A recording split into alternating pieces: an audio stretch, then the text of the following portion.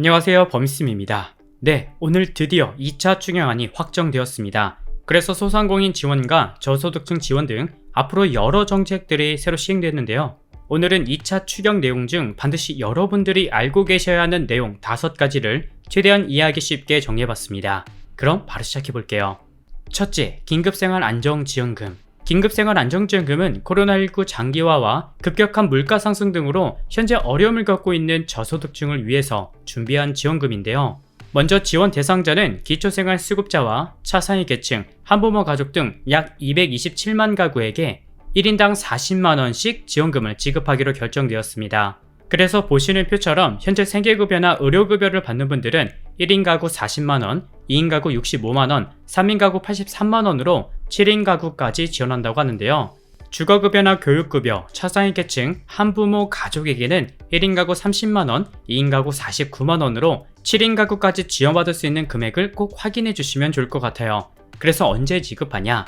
일단 7월 중으로 모두 지급하기로 결정되었는데 한 가지 참고해 주셔야 됩니다. 뭐냐면 긴급생활안정지원금의 경우는 현금성 지원이긴 하지만 현금으로 지급하지 않고 선불카드 또는 충전식 카드로 지급한다고 해요. 그러니까 우리가 재난지원금으로 예전에 지원받았던 선불카드 기억나시죠? 그런 형태로 금액이 충전된 카드를 받아서 사용할 수 있게 지원한다는 이야기예요. 근데 현금 지원의 경우는 바로 지급이 되겠지만 이번에 선불형으로 지원한다고 했기 때문에 2달 정도의 준비 기간을 거쳐 그 이후에 지급한다고 보시면 될 것 같습니다. 그래서 해당되시는 분들은 별도 신청 절차가 필요 없이 모두 지급하기 때문에 오늘부터 한 달 안에 지급 대상자를 확정해서 생활안정지원금을 지급한다고 하니까 참고해 주시면 좋을 것 같습니다. 둘째, 긴급복지지원금 한시 완화. 긴급복지지원금은 갑작스러운 실직이나 지금 현재 생계가 곤란한 분들을 위해서 1인 가구 기준으로 매월 49만원의 생계비나 의료비, 주거 전기세 등을 지원받을 수 있는 제도인데요. 이번에 긴급복지지원금 기준도 생계비 인상과 재산을 공제해주는 등 크게 완화시켰습니다. 먼저 생계비는 1인 가구 49만원 지급했던 금액을 58만원으로 2인 가구 97만원, 3인 가구 126만원, 4인 가구 154만원으로 보시는 금액이 인상되었습니다. 그리고 주거용 재산 공제도 새로 신설했는데요. 현재 대도시의 경우는 2억 4,100만원으로 보시는 것처럼 중소도시와 농어촌 모두 이 재산보다 적어야 신청할 수 있었는데 여기서 추가로 대도시 6,900만원, 중소도시 4,200만원, 농어촌 3,500만원까지 공제해주기 때문에 기존의 재산에서 탈락하셨던 분들은 이번에 다시 신청해서 꼭 지원금 받아가셨으면 좋겠습니다. 긴급복지지원금의 경우는 제가 빠른 시일 안에 새로 완화된 내용을 추가해서 자세한 신청 방법과 자격 조건 등을 정리해서 올려드릴게요. 셋째, 손실보전금 지급. 손실보전금은 이번에 소상공인들을 위해서 새로 추가된 지원금인데요. 방역 조치에 따라서 소상공인의 누적된 피해를 보상하기 위한 지원금으로 예전에 받았던 방역지원금이랑 비슷한 개념이라고 생각하시면 됩니다.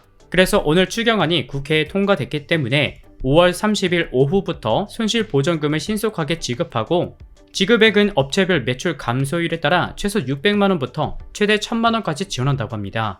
매출 감소율은 잠시 표를 참고하셔서 감소율 퍼센트에 따라 지원하는 금액이 다르니까 참고해 주시면 될 것 같아요. 그리고 신청은 지금 보시는 온라인 신청 사이트인 손실보전금 사이트를 통해서 해당하는 분들은 신청할 수 있고요. 370만 개 소상공인을 대상으로 국세청 자료를 통해서 매출 감소율을 판단하기 때문에 별도의 증빙자료 서류를 제출할 필요 없이 곧바로 손실보전금을 신청하고 지급받을 수 있다고 하니 참고해주세요. 넷째, 손실보상금 지급. 손실보상금은 정부의 규제 때문에 손실을 입었던 업체들이 해당되는데요.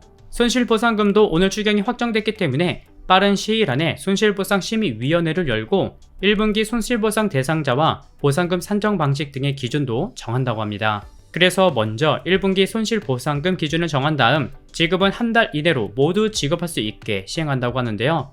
여기서 조금 바뀐 부분이 있습니다. 먼저 소상공인 피해의 완전한 보상을 하기 위해서 정부가 손실보상 보정률도 기존의 90%에서 100%로 상향시켰고요. 분기별 하한액도 최소 50만원에서 100만원으로 인상시켰습니다. 그래서 새로 바뀐 손실보상 보상금 산정 방식이 궁금하신 분들은 지금 보시는 표를 잠시 확인하고 넘어가시면 좋을 것 같습니다.